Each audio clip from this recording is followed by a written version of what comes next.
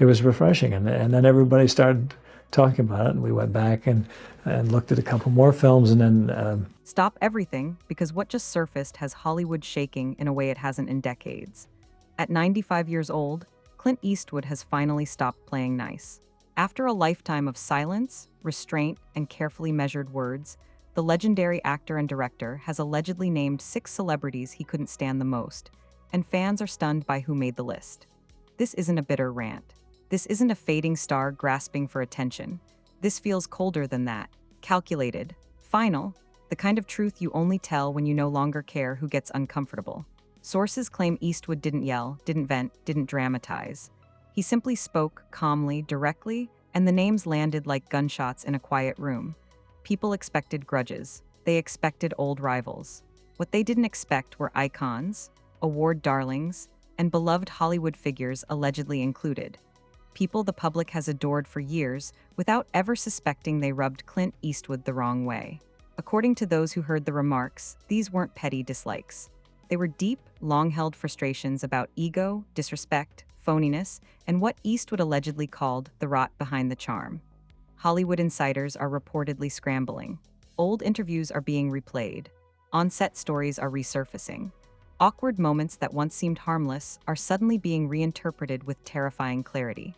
Fans are asking the same question over and over. How long has he felt this way? And more importantly, why speak now? Because when a man who's outlived eras, trends, scandals, and enemies finally decides to talk, he doesn't do it lightly. And if even half of what's being whispered is true, these revelations could permanently rewrite how we see some of Hollywood's most untouchable names. And the most chilling part, Clint Eastwood reportedly didn't hesitate, not even once, before naming them. The moment the story broke, it didn't sound loud. It sounded quiet, almost unsettlingly calm. According to people who claim they were present, Clint Eastwood didn't rant, didn't raise his voice, didn't perform. At 95, he allegedly spoke the way someone does when they've said everything they needed to say to the industry already, and what remained was honesty. The kind that makes people shift in their seats because it isn't wrapped in jokes or softened with diplomacy. The first thing that shocked listeners wasn't the names. It was the reason he finally spoke. Allegedly, Eastwood said he was tired of watching Hollywood rewrite its own history, tired of pretending that respect was universal just because fame was. He reportedly made it clear that dislike doesn't always come from rivalry.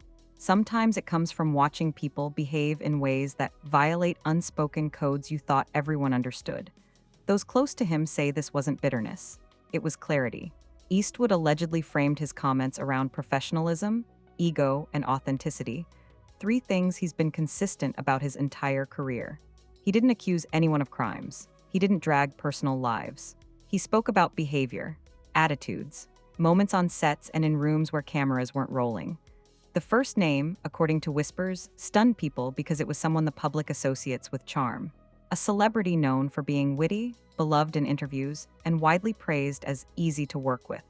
Eastwood allegedly described a very different experience, someone who talked over others, someone who treated crew members as disposable, someone whose reputation didn't match their reality when the spotlight wasn't directly on them. Listeners claim Eastwood didn't sound angry, just disappointed, as if the illusion had never fooled him. The second name reportedly came with a story, an on-set interaction from decades ago that Eastwood never forgot. According to insiders, he described watching this celebrity undermine a director subtly, questioning decisions not to improve the project, but to assert dominance. Eastwood allegedly said that kind of behavior poisons creativity and reveals insecurity, masquerading as confidence.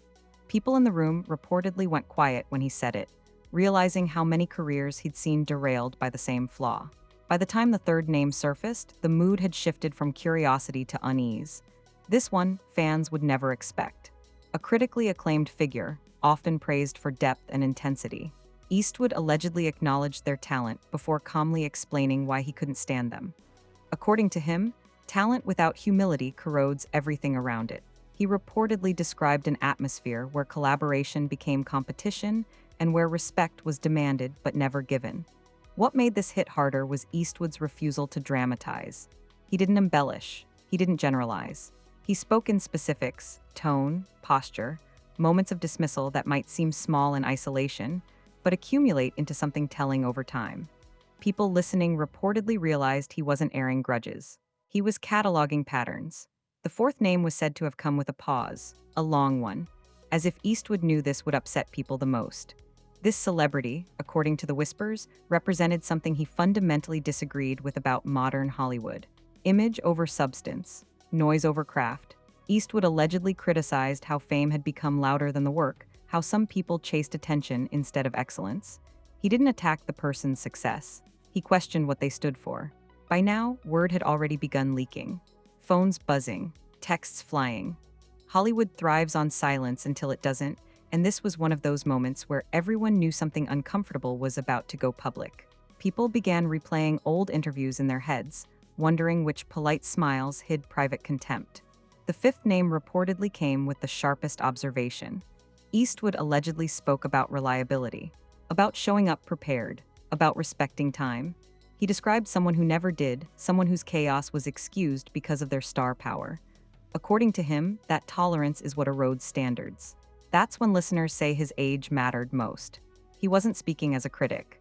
He was speaking as someone who built films when accountability was non-negotiable. At this point, those present claim Eastwood made something very clear. He wasn't asking anyone to agree with him. He wasn't trying to influence public opinion. He simply no longer felt obligated to protect people who had never extended him the same courtesy. That sentiment alone reportedly landed harder than any name. Then came the sixth, the one people say made the room feel colder. Allegedly, this was someone Eastwood once respected deeply, until something changed. The disappointment, according to insiders, was palpable.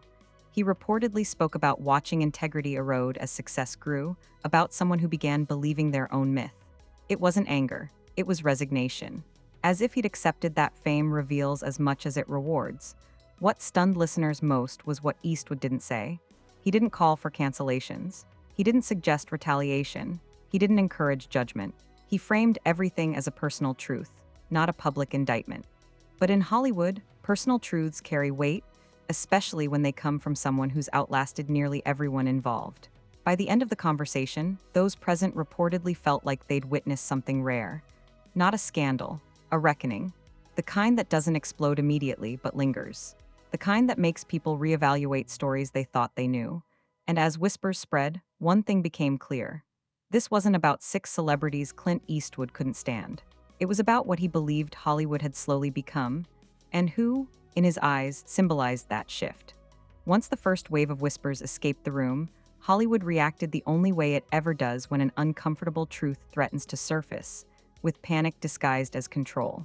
Calls were allegedly made within hours, not to Clint Eastwood but around him, to publicists, to mutual acquaintances, to anyone who might know exactly what he said and whether those names were ever meant to leave that space. Because while no official statement existed, the damage was already underway. What unsettled people most was how consistent the leaks were.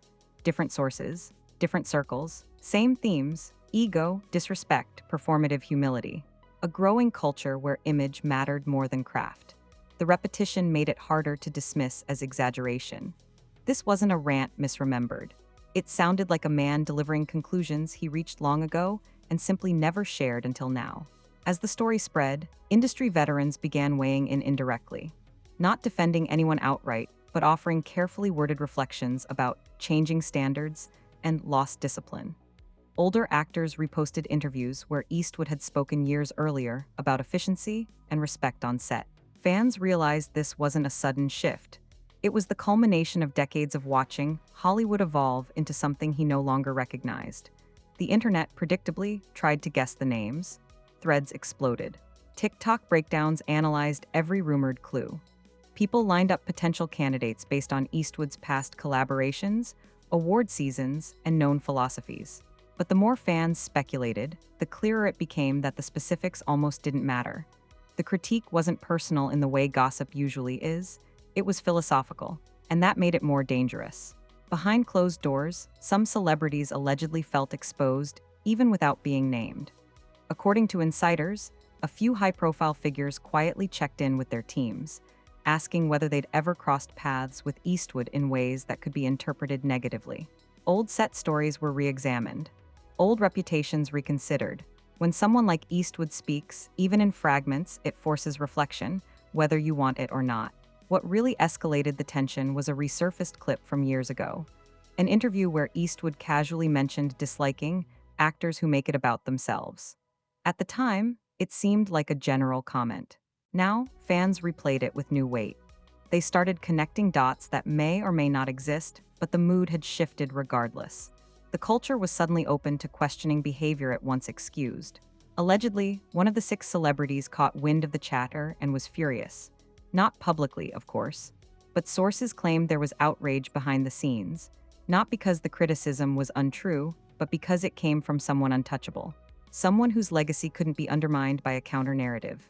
That power imbalance flipped the usual script, and Hollywood didn't know how to handle it. Meanwhile, Clint Eastwood remained completely silent. No follow-up, no clarification, no attempt to control the narrative. That silence read as intentional, almost defiant, as if he'd said what he needed to say and moved on, leaving everyone else to sit with it. Fans noted how rare that is in an era where every controversy comes with a carefully crafted statement. As days passed, something unexpected happened. Crew members, not celebrities, not influencers, began sharing their own experiences online. Not naming names, but echoing the same frustrations Eastwood allegedly described. Being talked down to, being ignored, watching stars show up late and still be celebrated. The comment sections filled with quiet validation. People realized the issue wasn't isolated. It was systemic. This reframed the entire narrative. What started as curiosity about six names became a conversation about power dynamics on set, about who gets excused and who doesn't, about how fame shields behavior. Eastwood's alleged comments suddenly felt less like grievances and more like a mirror held up to an industry that prefers not to look too closely at itself. Speculation reached a fever pitch when a respected director hinted in a podcast that some legends see things others are too afraid to say. He didn't mention Eastwood directly, but the timing was impossible to ignore. Fans interpreted it as confirmation that these sentiments weren't unique. Eastwood was just the one who finally voiced them. Behind the scenes, publicists reportedly advised their clients to lay low. No jokes, no cryptic posts, no unnecessary interviews, because even an innocent comment could be misread in this climate. Silence, once again, became strategy. What made this moment linger was the absence of resolution. No list was released, no names were confirmed, and yet the discomfort remained. People couldn't shake the feeling that something had been exposed without being fully revealed, a rare kind of scandal that doesn't explode and disappear, but seeps slowly into the culture. By the end of the week, fans weren't asking who Clint Eastwood couldn't stand anymore. They were asking why it took so long for someone of his stature to say it out loud, and whether, deep down, the industry knew he was right. Because when someone who has nothing left to gain finally speaks honestly, the truth doesn't need names to land. By the time the third wave of reactions settled in, it was clear this wasn't fading. It was mutating. What began as whispered recollections had turned into something heavier, a reckoning without a courtroom, a list without ink, a judgment without verdicts. And the reason it refused to disappear was simple. Clint Eastwood never took it back. According to those close to him, he was aware of the noise. He knew the speculation was spiraling. He knew names were being guessed, defended, denied. And still, he chose not to intervene. That choice alone reshaped the story. Because in Hollywood, silence from someone like Eastwood doesn't read as uncertainty, it reads as certainty. As if he believed the truth didn't require clarification. Insiders claim this was precisely the point. Eastwood wasn't interested in spectacle. He wasn't interested in humiliating anyone publicly. What he allegedly wanted was to stop pretending. To stop participating in what he saw as a culture of selective amnesia, where behavior is excused as long as the box office holds and the applause keeps coming. In his mind, the names were almost secondary. The standards were the issue. As the days passed, something unexpected began to happen. Younger actors started quoting Eastwood, not directly but philosophically, talking about professionalism, about respect for crews, about learning when to listen. It felt subtle but intentional, almost like a quiet alignment with a set of values that had been drifting out of favor. Fans noticed. The tone shifted from gossip to reflection. Meanwhile, those suspected of being on the alleged list behaved differently. Interviews became overly polished. Social media posts leaned heavily into gratitude and humility. Public appearances emphasized collaboration. Whether coincidence or calculation, the change was visible. People began to ask if the discomfort was doing its job. One particularly chilling rumor circulated late one night that Eastwood had been asked, gently but firmly, to clarify his comments for the sake of misinterpretation. Allegedly, he declined, not angrily, not defiantly, just a quiet refusal. According to the story, he said something along the lines of, "I meant what I said, I just didn't say it loudly." That line alone, whether real or not, spread like wildfire because it felt exactly like him. The industry, accustomed to managing narratives, struggled with this one. There was no quote to spin, no clip to contextualize, no statement to rebut, just a sense that a mirror had been held up and then removed, leaving everyone to remember what they'd seen on their own. That kind of exposure lingers longer than scandal. Fans began revisiting Eastwood's films through this new lens, characters obsessed with codes, with accountability, with consequences. People realized his worldview had always been consistent. The shock wasn't that he held these opinions. It was that he finally allowed them to be known without cushioning them for comfort. Crew members continued to speak up quietly, not to accuse but to affirm, to say they'd seen the same patterns. That respect on set wasn't guaranteed by talent, that some of the most celebrated names were also the most difficult. These weren't viral posts. They were measured, thoughtful, and they added gravity to everything Eastwood was rumored to have said. What made this moment unprecedented was its lack of climax. No explosion, no takedown, just a slow recalibration. People became more cautious, more aware, more willing to question the mythology surrounding fame. And in an industry built on illusion, that shift felt seismic. Eastwood, for his part, reportedly returned to his routine, reading, watching films, staying out of the conversation entirely. The man at the center of the storm appeared untouched by it, which only reinforced the sense that this wasn't impulsive. It was intentional, final. A statement made at a point in life where legacy matters more than approval. By now, fans had stopped asking for the list. They understood that revealing names would have cheapened the message. The real impact came from knowing that someone who had seen it all, the rise, the fall, the reinvention of Hollywood, believed something fundamental had been lost. And that loss mattered enough to mention, even once. The most telling reaction came from a veteran actor who summed it up in a single sentence during a low-key interview. "When someone like Clint talks, you don't argue. You listen." That quote traveled fast because it captured the mood perfectly. No outrage, no defenses, just listening. In the end, this wasn't about 6 celebrities Clint Eastwood couldn't stand. It was about a man at the end of a long road choosing honesty over harmony, about values over vanity, about saying, without naming, that greatness means nothing without respect. And that truth, once spoken, even quietly, doesn't fade. It settles, it waits, and it changes the room long after the speaker has left. If you've stayed with this story to the end, understand why it matters. This wasn't gossip meant to entertain for a moment and disappear. This was a rare crack in Hollywood's surface, the kind that only appears when someone with nothing left to prove decides truth is more important than comfort. Moments like this don't happen often, and when they do, they change how people move behind the scenes. What comes next won't be loud. It won't trend with flashy headlines. It'll show up in behavior, in silence, in who gets protected and who suddenly doesn't. And if you weren't paying attention now, you'll miss how it all connects later. So don't let this be another story you forget you witnessed. Hit like to keep this conversation alive while it's still making people uncomfortable. Comment with what you think Clint Eastwood was really calling out, not names, but values, because that's where the real discussion lives.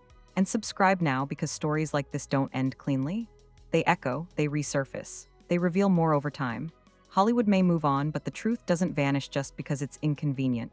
Stay locked in, stay aware. Because the most powerful moments are often the quiet ones, and they always come back around.